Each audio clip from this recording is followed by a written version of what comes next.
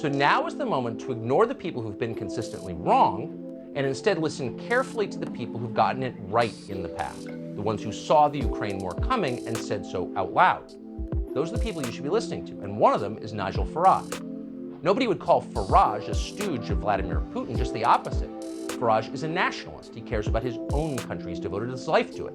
In his case, his country is Great Britain, whose long-term interests have been gravely damaged by the Russian invasion and by the West's response to it. The same is true, unfortunately, of our country. The U.S. has never had a president as reckless as Joe Biden is. We're going to pay the price for that for a long time. But Nigel Farage, had you asked him, could have predicted all of this. In fact, he did predict it back in 2014 as the leader of the UK Independence Party. Farage gave a speech to the European Parliament that year, which unfortunately we just saw yesterday. In retrospect, his words seem prophetic. Farage understood what would happen because he saw clearly what had already taken place. Watch this carefully. We think you'll agree it's an analysis worth hearing. Here's Nigel Farage 8 years ago on Ukraine. Amongst the long lists of foreign policy failures and contradictions in the last few years, including of course the bombing of Libya, the desire to arm the rebels in Syria, has been the unnecessary provocation of Vladimir Putin. This EU empire, ever seeking to expand, stated its territorial claim on the Ukraine some years ago. Just to make that worse, of course, some NATO members said they too would like the Ukraine to join NATO.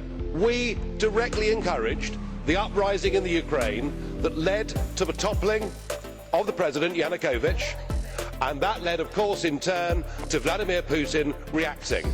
And the moral of the story is, if you poke the Russian bear with a stick, don't be surprised when he reacts.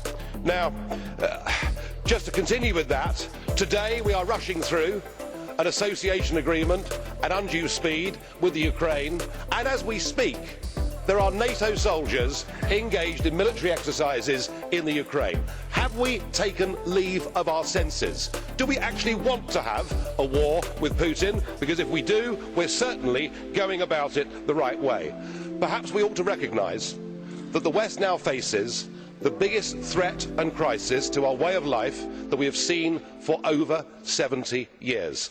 The recent beheadings of the British and American hostages graphically illustrates the problem. And of course we have our own citizens from our own countries engaged in that struggle too.